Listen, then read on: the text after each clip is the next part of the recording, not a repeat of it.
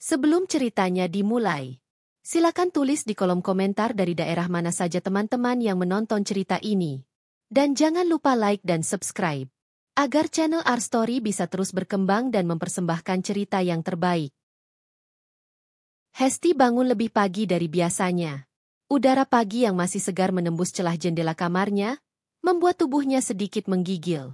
Ia melirik ke samping, melihat Rizal masih terlelap dengan napas teratur. Lelaki itu tampak lelah, mungkin karena pekerjaan yang akhir-akhir ini menumpuk. Hesti tersenyum kecil, lalu perlahan bangkit dari tempat tidur agar tidak membangunkan suaminya. Di dapur, ia menyalakan kompor dan mulai menyiapkan sarapan sederhana. Telur dadar, sambal tomat, dan sayur bening bayam yang kemarin ia beli di pasar. Sambil mengaduk panci, pikirannya melayang pada kehidupan rumah tangganya bersama Rizal. Mereka sudah menikah hampir 3 tahun, dan meski belum dikaruniai anak, ia merasa kehidupannya sudah sangat lengkap. Rizal adalah tipe suami yang dulu sangat ia impikan. Penyayang, pekerja keras, dan sabar. Suara langkah kaki terdengar dari arah kamar. Rizal muncul dengan rambut masih sedikit berantakan, matanya setengah terbuka, lalu langsung duduk di kursi ruang makan. "Pagi, sayang," ucapnya pelan. Suaranya berat khas orang baru bangun tidur. "Pagi. Kamu masih kelihatan capek. Tadi malam tidur jam berapa?" Tanya Hesti sambil menuangkan teh hangat ke dalam gelas. "Jam 2 lebih. Laporan kerja belum selesai. Besok ada meeting besar," jawab Rizal sambil menguap lebar. Hesti menatapnya penuh perhatian. Ia tahu betapa keras suaminya bekerja demi kebutuhan mereka. Gajinya memang tidak seberapa, namun Rizal tidak pernah mengeluh. Sebaliknya, ia selalu berusaha memberi yang terbaik untuk rumah tangga. Hesti lalu duduk di seberang meja, menyendokkan nasi untuk Rizal. "Kalau kamu terus-terusan begini, nanti sakit. Aku khawatir," katanya lembut. Rizal tersenyum tipis. "Kamu nggak usah khawatir. Aku kuat kok. Lagi pula, aku kerja juga buat kita. Aku pengen kamu bahagia." Hati Hesti menghangat mendengar itu. Ada rasa haru yang menekan dadanya. Ia teringat masa-masa awal pernikahan mereka, saat Rizal belum punya pekerjaan tetap. Mereka sempat hidup pas-pasan, bahkan menunggak kontrakan rumah. Namun Hesti tidak pernah mengeluh. Ia yakin jika dijalani bersama, semua kesulitan akan bisa dilewati. Dan terbukti, perlahan keadaan membaik. Selesai sarapan, Hesti menyiapkan kemeja putih dan celana kain yang sudah ia setrika semalam. Rizal berganti pakaian dengan rapi lalu mengenakan sepatu kulit. Sebelum berangkat, ia mendekati Hesti dan mencium keningnya. "Doakan aku ya, semoga hari ini lancar." "Selalu," jawab Hesti dengan senyum tulus. Setelah suaminya pergi, Hesti menghabiskan waktunya dengan membersihkan rumah. Rumah kecil itu tidak terlalu luas, hanya terdiri dari ruang tamu sederhana, 2 kamar tidur, dapur, dan kamar mandi. Namun bagi Hesti, rumah itu adalah istana. Ia menata setiap sudutnya dengan penuh cinta. Gorden ia pilih warna biru muda. Sofa meski bekas tapi selalu ia rawat agar tampak bersih, dan hiasan dinding ia susun dengan foto-foto kebersamaan mereka. Siang harinya, Hesti duduk di teras sambil menjahit pakaian yang robek milik Rizal. Angin semilir membuat suasana terasa damai. Sesekali tetangga lewat dan menyapa, dan Hesti selalu membalas dengan ramah. Kehidupan di lingkungan mereka cukup harmonis, meski beberapa tetangga kadang suka bergosip. Menjelang sore, Rizal pulang dengan wajah lelah. Hesti menyambutnya dengan segelas air dingin. "Hari ini gimana?" tanyanya sambil duduk di samping suaminya. "Lumayan berat, tapi bisa teratasi. Aku tadi dipuji atasan," jawab Rizal dengan semangat. Hesti ikut tersenyum bangga. Ia tahu suaminya pantas mendapat apresiasi itu. Malamnya, setelah makan malam, mereka duduk di ruang tamu. Televisi menyala menayangkan acara sinetron, tapi keduanya lebih banyak mengobrol. "Aku kepikiran sesuatu," kata Hesti tiba-tiba. "Apa?" Rizal menoleh penasaran. "Kalau nanti kita punya anak, aku pengen dia tumbuh di rumah ini. Aku pengen rumah ini penuh kenangan indah. Kamu setuju?" Rizal terdiam sejenak, lalu menggenggam tangan Hesti. "Aku setuju. Aku juga pengen begitu. Aku pengen anak kita bahagia. Kamu jangan pernah ragu. Aku bakal jaga kamu dan keluarga kita sampai kapanpun. Hesti menatap mata suaminya dengan perasaan bergetar. Kata-kata itu seperti janji yang meneguhkan hatinya. Ia merasa begitu beruntung. Hari-hari berikutnya berjalan hampir sama. Hesti mengurus rumah, menyiapkan segala kebutuhan Rizal, sementara suaminya bekerja keras di kantor. Sesekali mereka jalan bersama ke pasar atau sekadar membeli makanan favorit di warung dekat rumah. Hubungan mereka terlihat harmonis di mata tetangga. Banyak yang iri melihat kesetiaan Hesti merawat suaminya. Suatu malam, setelah Rizal pulang terlambat, mereka duduk di halaman rumah. Lampu teras rumah Hesti masih menyala ketika pagi itu sebuah mobil pick-up berhenti di depan rumah kosong yang ada tepat di sebelah kiri. Suara ramai terdengar, beberapa orang terlihat menurunkan barang-barang. Lemari, kasur, karung berisi pakaian, dan beberapa perabot lain. Hesti yang sedang menyapu halaman tertegun sebentar, memperhatikan pemandangan itu. Ia tidak pernah melihat wajah keluarga baru tersebut. Seorang wanita turun dari mobil. Ia tampak cantik dengan rambut panjang terurai, mengenakan celana jeans ketat dan kaos lengan pendek. Senyumnya lebar, suaranya lantang ketika memberi arahan kepada para tukang yang membantunya. Wajahnya terlihat percaya diri, berbeda dengan kebanyakan ibu rumah tangga lain di lingkungan itu yang lebih kalem. Tak lama, wanita itu menyadari tatapan Hesti. Ia melambaikan tangan sambil tersenyum. "Halo, Mbak. Saya tetangga baru, pindahan hari ini," katanya ramah. Hesti tersenyum kembali, sedikit kikuk karena tidak menyangka akan langsung disapa. "Selamat datang, Mbak. Saya Hesti, tinggal di sebelah sini," jawabnya sambil menunjuk rumahnya sendiri. Wanita itu berjalan mendekat. "Saya Heni. Senang sekali bisa kenal. Kayaknya enak punya tetangga yang ramah." Mereka berjabat tangan. Telapak tangan Heni halus, berbeda dengan tangan Hesti yang agak kasar karena terbiasa mengurus pekerjaan rumah tanpa pembantu. Namun Hesti tidak ambil pusing. Ia justru merasa senang karena punya tetangga baru yang terlihat mudah bergaul. Sepanjang hari itu, Hesti sesekali melihat Heni bolak-balik keluar rumah, mengatur barang-barangnya. Sore hari, setelah pekerja pindahan pergi, Hesti sengaja membawa sepiring gorengan untuk diberikan. "Ini sedikit camilan, Mbak. Buat teman ngopi sore," katanya sambil menyerahkan piring. "Wah, terima kasih banyak, Mbak Hesti. Gak enak nih baru pindah sudah repotin tetangga," sahut Heni dengan suara manis. Ia menerima gorengan itu dengan wajah senang. Sejak hari itu, Heni mulai sering menyapa. Kadang ketika Hesti sedang menjemur pakaian, ia akan datang hanya untuk ngobrol sebentar. Kadang ia menawarkan kopi sambil bercerita tentang pekerjaannya dulu di kota. Dari obrolan itu, Hesti tahu bahwa Heni seorang janda muda yang memilih pindah ke lingkungan tersebut untuk memulai hidup baru. "Aku sudah gak punya keluarga dekat di kota, jadi pindah ke sini aja," katanya. Lingkungannya aman dan orang-orangnya ramah, ujar Heni suatu siang ketika mereka duduk di teras rumah Hesti. Hesti mendengarkan dengan penuh simpati. "Iya, di sini lingkungannya cukup enak. Warganya juga saling bantu. Kalau butuh apa-apa, jangan sungkan bilang ya." Heni menatap Hesti seolah kagum. "Mbak Hesti baik banget. Aku senang punya tetangga seperti kamu." Hari berganti hari, kebersamaan itu semakin intens. Heni sering datang berkunjung, kadang hanya untuk sekadar numpang ngobrol, kadang juga untuk meminta tolong. Ia tampak cepat akrab, bahkan sering memuji masakan Hesti atau menanyakan tentang cara mengurus rumah. Suatu sore, ketika Rizal pulang dari kantor, Heni kebetulan sedang duduk di ruang tamu bersama Hesti. Rizal kaget melihat ada orang baru. "Oh iya, ini suamiku, Rizal." "Mas, kenalin, ini Heni, tetangga baru kita," kata Hesti memperkenalkan. Rizal mengangguk sambil tersenyum sopan. "Selamat datang, Mbak. Semoga betah di sini." Heni tersenyum manis, menatap Rizal sekilas lebih lama dari biasanya. "Terima kasih, Mas. Lingkungannya enak banget, apalagi punya tetangga seperti kalian. Rasanya nyaman." Hesti tidak menyadari sorot mata itu. Ia hanya senang karena suaminya terlihat ramah menyambut tetangga baru. Baginya, memiliki hubungan baik dengan tetangga adalah hal penting. Malam itu, setelah Heni pulang, Rizal sempat berkomentar. "Tetangga barumu itu kelihatan ceria banget ya.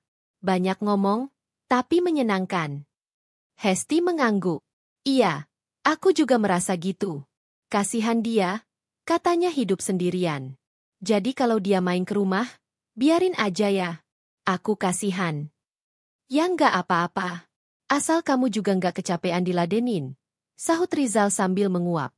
Sejak pertemuan pertama itu, Henny semakin sering datang. Kadang ia membawa kue atau buah. Kadang hanya datang dengan alasan bosan sendirian di rumah. Hesti menyambut dengan tangan terbuka, merasa mendapatkan sahabat baru.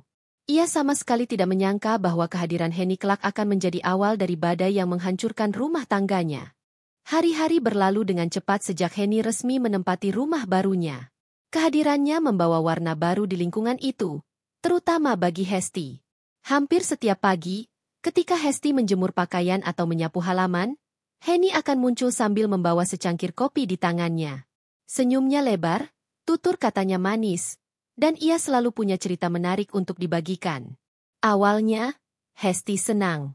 Ia merasa punya teman baru yang bisa diajak berbagi cerita. Selama ini, Hesti jarang bergaul terlalu jauh dengan tetangga karena lebih banyak fokus mengurus rumah dan menunggu kepulangan Rizal. Kehadiran Henny membuat hari-harinya terasa lebih ramai.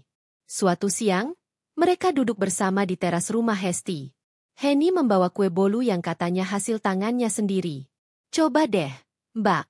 Aku baru belajar bikin, entah rasanya gimana, ucapnya sambil tertawa kecil. Hesti mencicipi dengan sopan. Enak kok. Empuk. Kamu ternyata jago juga ya. Ah, paling juga kebetulan berhasil. Kalau soal masakan, aku masih kalah sama kamu. Masakanmu selalu harum kalau aku lewat depan rumah, kata Henny dengan nada memuji. Hesti hanya tersenyum.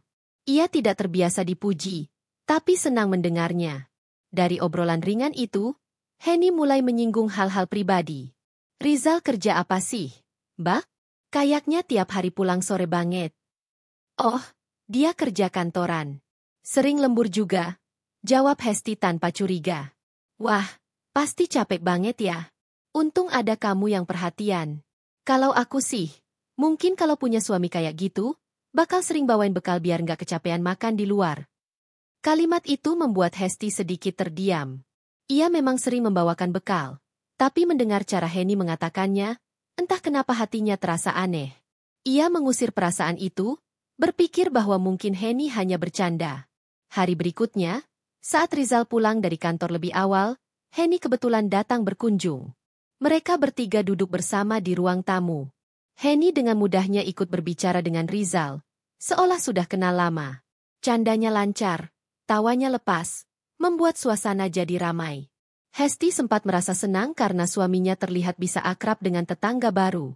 Namun ada momen kecil yang tak luput dari perhatiannya. Saat Henny menuangkan teh, tangannya dengan sengaja menyentuh jari Rizal. Sekilas, hanya sepersekian detik, tapi cukup membuat hati Hesti bergetar tak nyaman. Ia berusaha menepis pikiran buruk, menganggapnya hanya kebetulan. Sejak saat itu, perhatian Hesti mulai terfokus pada sikap Henny. Ia perhatikan, Henny sering memberikan komentar yang terlalu berlebihan ketika Rizal ada di dekat mereka. Misalnya, ketika Rizal baru pulang kerja dengan wajah lelah, Henny berkata, "Wah, Mas Rizal ini makin ganteng aja kalau pulang kerja. Pasti banyak yang suka di kantor." Rizal hanya tertawa kecil, menganggapnya gurauan. Tapi Hesti merasakan sesuatu yang berbeda. Pujian itu terdengar terlalu akrab, terlalu berani. Malam itu, saat mereka berdua sudah di kamar, Hesti sempat menyinggung. "Mas, tadi Henny agak genit ya? Kamu nggak merasa?" Rizal terdiam sebentar lalu tersenyum samar. "Ah, nggak lah. Dia kan orangnya emang cerewet. Kamu jangan mikir macam-macam." Hesti mengangguk, meski hatinya belum sepenuhnya lega. Ia tidak ingin terlihat cemburu buta. Baginya, menjaga kepercayaan adalah bagian dari menjaga rumah tangga. Hari-hari berikutnya, kebersamaan itu semakin terasa janggal. Henny mulai sering meminjam barang-barang kecil dengan alasan sepele.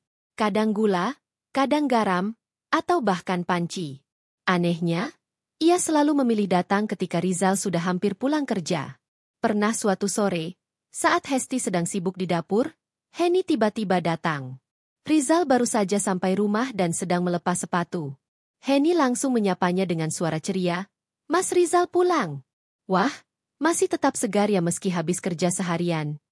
Hesti yang mendengar dari dapur menahan napas. Ada perasaan tidak enak yang sulit ia ungkapkan.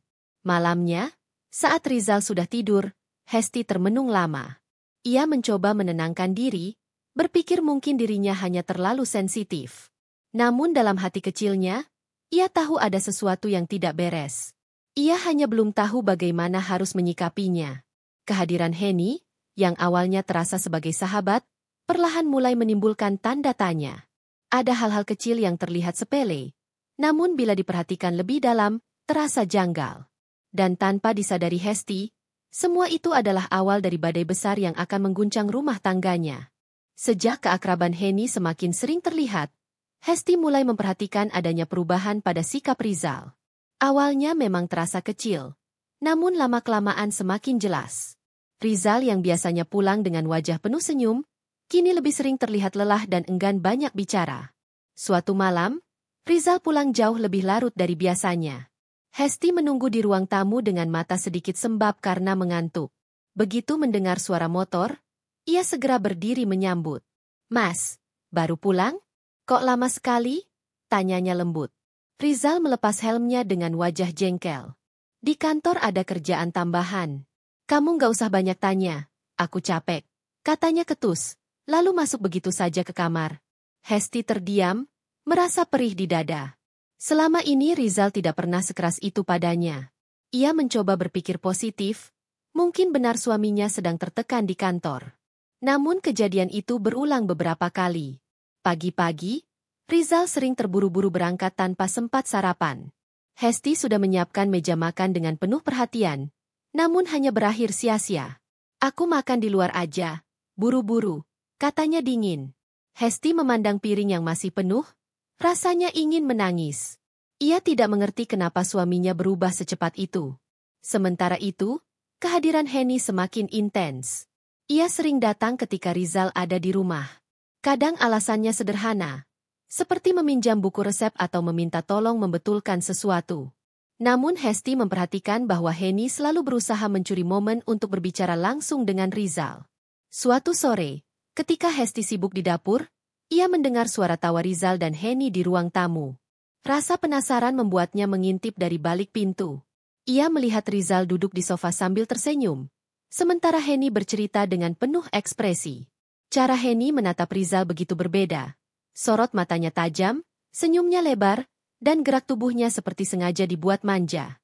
Hesti merasakan sesuatu mencubit hatinya. Ia tahu ada yang janggal, namun tidak berani menegur langsung. Ia takut dianggap cemburu buta. Malamnya, ketika hanya berdua, Hesti mencoba berbicara baik-baik. "Mas, kamu akhir-akhir ini kelihatan beda. Kamu sering marah, sering pulang malam. Ada yang bikin kamu kepikiran?" Rizal menghela napas panjang. "Kamu terlalu banyak mikir. Aku cuma capek kerja." "Udahlah, jangan tanya-tanya terus." Hesti menunduk. "Aku kan cuma khawatir." "Kalau khawatir, ya cukup diam aja. Jangan banyak tanya. Itu bikin aku tambah pusing." Potong Rizal dengan nada tinggi. Air mata Hesti hampir jatuh. Tapi ia tahan. Ia tidak ingin memperkeruh suasana. Ia hanya bisa terdiam sambil memeluk perasaan yang semakin kacau. Sejak malam itu, jarak antara mereka semakin terasa. Rizal lebih sering menatap layar ponselnya dengan wajah serius, kadang senyum-senyum sendiri. Saat Hesti bertanya, ia hanya menjawab singkat, "Teman kantor." Hesti mencoba mempercayai, meski hatinya penuh curiga. Ia menenangkan diri dengan doa, berharap semua hanyalah ujian kecil dalam rumah tangga mereka. Namun jauh di lubuk hatinya, ia mulai merasa ada sesuatu yang perlahan-lahan menjauhkan suaminya darinya. Dan yang lebih membuatnya takut, setiap kali ia memandang Henny yang begitu sering keluar masuk rumahnya, ia merasa firasat buruk itu semakin kuat. Seolah ada tangan tak terlihat yang perlahan menggeser kedudukannya sebagai istri, dan tangan itu milik seseorang yang justru ia anggap sebagai teman. Bab 5 Luka yang membekas. Hari-hari yang dilalui Fitri setelah perceraian itu seperti mimpi buruk yang tak berujung. Rumah mewah yang dulu penuh dengan canda tawa, kini sudah berpindah tangan. Semua harta yang ia kumpulkan dengan kerja keras di negeri orang telah lenyap. Hanya tersisa tubuhnya yang letih, hati yang hancur, dan anak yang bahkan tak lagi percaya padanya. Fitri menumpang di rumah kontrakan kecil milik seorang teman lama, Siti, yang dulu pernah sama-sama menjadi TKW di Hong Kong. Siti menyambut Fitri dengan tangan terbuka, tapi Fitri merasa dirinya hanyalah beban. Malam-malamnya penuh dengan air mata. Ia sering terbangun di tengah malam, menatap foto anaknya yang dulu begitu manja padanya, kini berbalik dingin dan tak lagi mau memanggilnya, Ibu. Sementara itu, Abdur semakin menunjukkan wajah aslinya. Dengan harta yang ia kuasai, ia berubah menjadi pria yang congkak. Fitri kerap mendengar kabar bahwa Abdur sering membawa perempuan lain ke rumah yang dulunya ia tempati. Lebih menyakitkan lagi, mertua Fitri ikut menambah bara dengan menyebarkan fitnah ke tetangga bahwa Fitri memang berselingkuh di luar negeri. Gosip itu menyebar cepat, membuat Fitri dijauhi oleh banyak orang di kampungnya. Namun, di balik luka itu, Fitri menyimpan bara dendam. Ia sadar bahwa menangis tak akan mengubah keadaan. Aku harus bangkit. Aku harus buktikan kalau semua fitnah itu salah. Ucapnya lirih di depan cermin suatu malam. Siti yang melihat semangat Fitri mulai kembali, mencoba menyemangatinya. Kamu bukan wanita lemah, Fit. Kamu sudah bertahun-tahun kerja di luar negeri, bisa hadapi banyak cobaan. Jangan biarkan mereka injak-injak harga dirimu. Kata-kata itu menyalakan api kecil dalam diri Fitri. Ia mulai mencari pekerjaan kecil di kota. Meski awalnya sulit karena banyak orang terlanjur percaya pada fitnah, Fitri tak menyerah. Ia bekerja serabutan, mulai dari menjaga warung hingga membersihkan rumah orang. Semua itu ia lakukan sembari menyusun rencana untuk mendapatkan kembali harga diri dan nama baiknya. Namun, luka batin yang ditorehkan oleh anaknya masih terus membekas. Suatu sore, Fitri memberanikan diri datang ke sekolah anaknya. Ia hanya ingin melihat wajah sang buah hati dari kejauhan. Saat bel berbunyi, anak-anak keluar dengan riang. Fitri melihat anaknya berjalan bersama teman-temannya, tertawa bahagia. Dengan hati berdebar, Fitri melangkah mendekat. Sayang, ini ibu. Fitri memanggil dengan suara bergetar. Namun, sang anak justru menatapnya dingin. Jangan panggil aku sayang. Aku sudah nggak punya ibu. Ibuku selingkuh, kata ayah dan nenek. Ucapnya keras, hingga beberapa orang tua murid lain ikut menoleh. Fitri terdiam, tubuhnya gemetar, air matanya jatuh seketika. Rasanya seluruh dunia runtuh. Ia ingin memeluk anaknya. Namun anak itu berlari menjauh, meninggalkannya di tengah kerumunan dengan tatapan penuh hinaan dari orang-orang sekitar. Siti yang menemaninya segera menarik tangan Fitri. Sudah, Fit, jangan di sini. Kamu harus kuat, mereka semua salah menilaimu. Suatu saat kebenaran pasti akan terungkap. Fitri menutup wajahnya dengan tangan. Luka itu begitu dalam. Lebih dalam daripada saat ia ditinggalkan suami atau kehilangan harta. Ia merasa benar-benar kehilangan segalanya. Tapi di dalam hatinya, Fitri berjanji, suatu hari ia akan membuat semua orang yang menghancurkannya menyesal. Dan saat itu tiba, ia akan berdiri kembali, lebih kuat dari sebelumnya. Bab 6 Baria menyala. Sejak kejadian di sekolah anaknya, Fitri tak bisa tidur nyenyak. Kata-kata dingin dari buah hatinya terus terngiang di telinga, seperti pisau yang menusuk dada. Namun, dari rasa sakit itu, tumbuh tekad yang lebih kuat. Air mata bukan lagi senjatanya. Kini ia tahu, hanya bukti dan keberhasilanlah yang bisa membersihkan namanya. Malam itu, Fitri duduk di meja kecil kontrakan bersama Siti. Di hadapannya ada kertas dan pena. Ia menuliskan satu persatu rencana kecil, mencari bukti fitnah, bekerja untuk bangkit kembali, dan suatu hari menghadapkan Abdur serta mertuanya pada kebenaran. Aku nggak bisa biarin hidupku hancur terus. Aku harus mulai bangkit, Siti, ucap Fitri dengan suara bergetar tapi penuh tekad. Siti mengangguk. Itu baru Fitri yang ku kenal. Jangan takut. Aku akan selalu ada buatmu.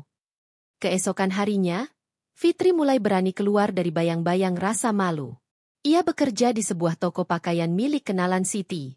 Meskipun gajinya kecil, ia tekun dan jujur. Lama-kelamaan, pemilik toko mulai percaya padanya. Pelanggan pun menyukai keramahannya. Dari sana, Fitri mulai bisa menabung sedikit demi sedikit. Namun, Tekad Fitri tak berhenti di situ. Ia sadar, untuk melawan fitnah, ia butuh bukti. Suatu sore, ia mendengar kabar dari seorang tetangga lama bahwa Abdur sering menggadaikan barang-barang peninggalannya demi menghidupi gaya hidup baru bersama perempuan simpanannya. Fitri melihat peluang. Jika ia bisa membongkar kebusukan Abdur, maka kebenaran akan berpihak padanya. Ia mulai diam-diam mengumpulkan informasi. Fitri menemui tetangga-tetangga yang dulu sempat dekat dengannya, meski sebagian masih menatap sinis. Ada seorang tetangga tua bernama Maksurti yang dengan berbisik mengatakan, "Fit, aku percaya kamu nggak mungkin selingkuh. Aku sering dengar Abdur bawa perempuan ke rumah pas kamu kerja di luar negeri. Aku bisa jadi saksi kalau perlu." Hati Fitri tergetar. Untuk pertama kalinya, ada cahaya harapan yang menyelinap di balik gelapnya hidupnya. Malam itu, Fitri menatap langit dari jendela kecil kontrakannya. Ya Allah, beri aku kekuatan. Aku nggak akan berhenti sampai kebenaran terungkap. Aku akan tunjukkan siapa sebenarnya yang bersalah. Api kecil dalam dirinya kini telah menjadi bara yang menyala. Fitri tahu jalan yang akan ia tempuh tidak mudah, tapi ia siap menghadapi semuanya. Karena harga diri, nama baik, dan kasih sayang anaknya adalah sesuatu yang pantas ia perjuangkan, meski dengan darah dan air mata. Bab 7 Jejak Kebohongan. Fitri mulai menjalani hari-harinya dengan lebih teratur. Pagi ia bekerja di toko pakaian, siang hingga sore membantu Siti mengurus warung kecil di depan kontrakan. Malamnya, ia menulis catatan rapi tentang apa saja yang ia dengar dan lihat. Setiap informasi kecil tentang Abdur ia simpan, seperti menyusun potongan puzzle yang kelak akan membentuk kebenaran. Suatu sore, saat sedang membereskan rak pakaian di toko, Fitri melihat seorang wanita datang dengan wajah gusar. Wanita itu bernama Lila, istri seorang pegawai koperasi desa. Dengan suara lirih, ia mengeluh bahwa suaminya kehilangan banyak uang karena dipinjam Abdur dan tak pernah dikembalikan. Fitri pura-pura tak terkejut, tapi hatinya berdegup cepat. Ia tahu, ini adalah celah untuk menggali lebih dalam. Fitri menuliskan nama Lila di catatannya. "Satu saksi lagi," bisiknya pelan. Beberapa hari kemudian, Fitri berani mendatangi rumah Maksurti lagi. Perempuan tua itu menyambutnya dengan ramah. "Nak Fitri, kau jangan takut. Aku sering lihat Abdur bawa perempuan itu ke rumahmu. Kalau kau butuh, aku bersedia bersumpah." Mata Fitri berkaca-kaca. "Terima kasih, Mak. Suatu hari nanti, aku pasti akan butuh kesaksianmu." Perlahan, jaringan kecil informasi terbentuk. Fitri tidak hanya mengandalkan gosip, tapi juga mulai mengumpulkan bukti nyata.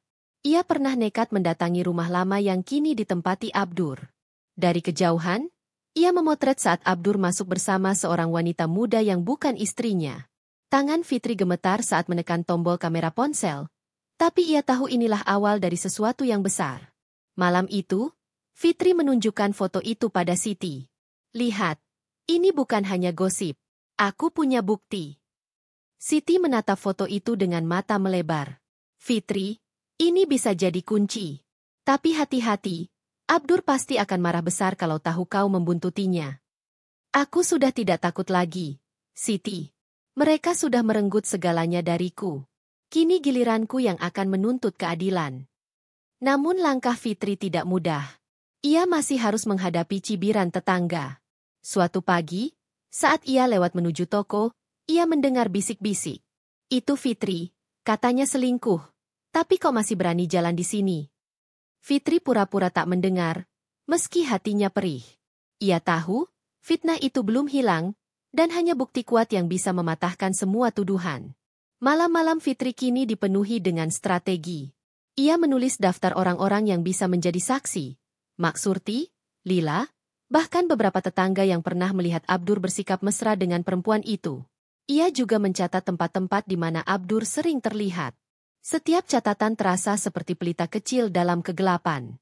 Suatu hari, "Rizal, anakku, akan tahu siapa sebenarnya ibunya," gumam Fitri sambil menggenggam foto anaknya yang selalu ia simpan. "Aku akan bersihkan namaku demi dia." Bara dalam dada Fitri semakin menyala. Ia bukan lagi perempuan yang hanya bisa menangis.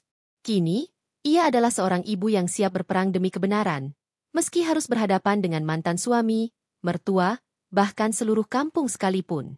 Bab 8 Kecurigaan yang meninggi. Hari-hari Fitri mulai terasa semakin menegangkan. Semakin banyak ia menggali, semakin banyak pula kabar yang ia dapatkan tentang kelakuan Abdur. Namun, gerak-geriknya yang kerap mendatangi beberapa orang dan sering menanyakan sesuatu pelan-pelan menarik perhatian. Sore itu, Fitri pulang dari toko dengan langkah cepat. Di tangannya ada catatan kecil yang baru saja ia dapatkan dari seorang teman lama, berisi informasi tentang gadai barang-barang rumah yang dilakukan Abdur. Ia hampir sampai di kontrakan ketika melihat sebuah motor berhenti di ujung gang. Dari jauh, sosok pengendara itu memperhatikannya. Fitri mengenali tubuh kekar itu, salah satu teman Abdur. Jantungnya berdegup kencang, ia buru-buru masuk ke kontrakan sambil berpura-pura tak melihat. Malamnya, Fitri bercerita pada Siti. Siti, aku rasa Abdur mulai curiga. Tadi ada temannya yang menatapku aneh. Siti terdiam sejenak, lalu berkata hati-hati. Kalau benar begitu, kau harus lebih waspada. Jangan sembarangan bicara di depan orang. Simpan baik-baik semua bukti yang sudah kau punya. Fitri mengangguk. Ia tahu, semakin dekat dengan kebenaran, semakin besar pula risiko yang harus ia hadapi. Beberapa hari setelahnya, kabar aneh beredar di kampung. Ada yang mengatakan Fitri sering berkeliaran mencari masalah, ada juga yang menuduhnya ingin membalas dendam pada Abdur dengan cara kotor. Fitri hanya menggigit bibir, menahan diri untuk tidak terpancing. Ia sadar, itu semua ulah Abdur yang ingin menutupi jejaknya. Satu sore, saat Fitri hendak pulang dari toko, langkahnya terhenti ketika melihat Abdur berdiri di seberang jalan. Tatapannya tajam, penuh selidik. Kau masih berani kelihatan di sini, Fitri? Suara Abdur berat, terdengar menusuk. Fitri mencoba tetap tenang. Aku hanya bekerja. Aku tak mengganggu siapa-siapa. Abdur menyeringai dingin. Jangan macam-macam. Aku tahu kau sedang cari masalah. Kalau sampai kau buat onar, jangan salahkan aku nanti. Fitri menunduk, pura-pura patuh, padahal dalam dadanya berkecamuk rasa takut bercampur amarah. Ia sadar, Abdur sudah mulai menyadari gerakannya. Malam itu, Fitri tak bisa tidur. Ia memeluk erat catatan kecil berisi semua informasi yang telah ia kumpulkan. Aku tidak boleh kalah. Aku sudah terlalu jauh untuk mundur, bisiknya dalam hati. Keberanian Fitri semakin diuji. Ia kini bukan hanya harus melawan fitnah, tapi juga menghadapi ancaman langsung dari Abdur. Dan di setiap langkahnya, ia tahu bayangan gelap selalu mengintai, siap menghancurkan dirinya kapan saja. Bab 9 Bukti yang terungkap. Hari-hari berikutnya, Fitri semakin berhati-hati. Ia sadar betul bahwa Abdur sudah mencurigainya, tapi tekadnya untuk mengungkap kebenaran tidak goyah sedikit pun. Setiap langkah ia hitung dengan cermat. Setiap kata ia jaga agar tidak terbawa emosi. Suatu malam, ketika ia sedang merapikan warung bersama Siti, seorang pemuda datang tergesa. Wajahnya cemas, suaranya berbisik. Mbak Fitri, saya harus bicara. Tapi jangan ada yang tahu. Fitri menatap penuh tanya. Pemuda itu ternyata adik dari salah satu teman Abdur. Dengan gugup ia mengaku pernah melihat Abdur membawa sejumlah uang tunai dan menyerahkannya pada seorang wanita muda di rumah kontrakan kecil di pinggir desa. Saya nggak mau ikut campur, Mbak. Tapi saya kasihan sama panjenengan. Semua orang di kampung ini sudah termakan cerita miring. Fitri merasakan tubuhnya bergetar. Ia segera menuliskan detail alamat dan waktu yang diceritakan pemuda itu di buku catatannya. Malam itu juga, Fitri memutuskan untuk memastikan kebenaran cerita tersebut. Beberapa hari kemudian, dengan ditemani Siti, Fitri diam-diam pergi ke pinggir desa. Dari kejauhan, mereka mengamati rumah yang ditunjukkan pemuda tadi. Hampir sejam menunggu, mereka melihat Abdur keluar dengan wajah sumringah, menggandeng seorang wanita muda, wanita yang selama ini diduga menjadi selingkuhannya. Fitri menahan napas, lalu mengeluarkan ponselnya. Dengan tangan gemetar, ia memotret momen itu berkali-kali. Fitri, cepat simpan fotonya. Jangan terlalu lama menatap, bisik Siti. Fitri mengangguk, memasukkan ponsel ke tasnya dengan hati-hati. Malam harinya, Fitri memandangi foto-foto itu berulang kali. Air matanya menetes, bukan lagi karena sedih, melainkan lega bercampur sakit hati. Akhirnya aku punya bukti yang jelas. Aku bukan lagi perempuan yang bisa mereka injak-injak. Namun, kabar kepergiannya rupanya bocor. 2 hari setelah pengintaian itu, seorang lelaki bertubuh kekar, teman dekat Abdur, mendatangi warung Siti. Tatapannya menusuk, suaranya keras. Fitri, berhenti ikut campur urusan Abdur. Kalau kau macam-macam, jangan salahkan kalau nanti ada yang celaka. Orang-orang sekitar berkerumun, menatap dengan rasa ingin tahu. Fitri mencoba tegar meski jantungnya berdentum. Aku hanya berjualan di sini. Aku tidak mengganggu siapapun. Lelaki itu mendengus sinis, lalu pergi dengan langkah kasar. Siti buru-buru menutup pintu warung. Fitri, ini bahaya. Mereka mulai menyerang terang-terangan. Fitri menggenggam tangannya sendiri erat-erat. Aku sudah siap, Siti. Kalau aku mundur sekarang, aku akan selamanya diinjak. Aku tidak akan berhenti. Tidak sekarang. Bukti-bukti yang sudah ia kumpulkan kini semakin banyak. Foto, catatan saksi, dan kesaksian orang-orang yang bersedia membantunya. Namun Fitri juga tahu, semakin ia dekat pada kebenaran, semakin besar pula bahaya yang mengintai. Di balik rasa takut, ada bara yang terus berkobar dalam hatinya. Ia yakin, sebentar lagi semua kebohongan Abdur akan terkuak di depan mata banyak orang. Babs pelangkap. Fitri tahu waktunya semakin dekat. Semua bukti yang ia kumpulkan sudah terlalu berharga untuk hanya disimpan. Malam itu, ia duduk di meja kecil kontrakan dengan Siti, menata foto-foto di ponsel, catatan nama saksi, dan detail peristiwa yang sudah ia rangkai dengan teliti. Siti, aku harus mulai melangkah. Kalau aku terus diam, mereka akan semakin berani, ucap Fitri dengan suara mantap. Siti menatapnya dengan khawatir. Aku ngerti, Fitri. Tapi langkahmu ini berbahaya. Abdur orangnya licik. Dia bisa berbuat apa saja. Fitri menghela napas panjang. Aku sudah kehilangan segalanya.